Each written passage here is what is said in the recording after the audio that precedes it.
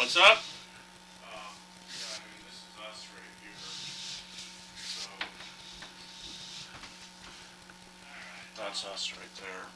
So if you're getting 50 feet, we're definitely already getting it. So it'd be a shared responsibility at that point anyways. So I got all, you guys got all your line. I saw tie-ins, I just didn't know that was the next door. Okay. So 50 feet, that's probably, that might be to like, so that's the T-junction you're talking about. That's where you're gonna hit up right here then. Well, Just seems kind of odd. it is kind of odd, but I think I'm farther than that. That might seem, yeah. Sometimes those maps might show everything in a straight line, but yeah, but it's not necessarily that way. Yeah. Okay, so you're definitely. I was gonna say, 'cause it seems like from here to there would only be like what, 15 feet maybe? yeah, it's not that far. Yeah. So. And they'd only drop. You only lose about we only go down about 5 feet. Yeah. I'm gonna put in my notes.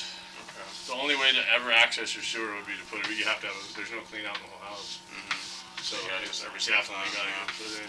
Well, how are we looking at least thus far the 50 You're feet? completely good. Everything's good. Is it concrete? Is it clay? Is it ABS? ABS all through the house. Uh-huh. Damn, no, I just forgot what it was. Maybe it was ABS all the way out to the outside. Okay. Yeah. Oh, we'll see it at the end of the video, no worries. Okay.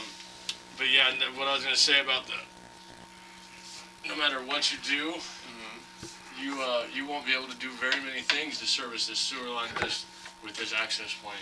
Yeah. You can't jet through a toilet flange. You can jet through a roof vent, but we don't have a roof vent.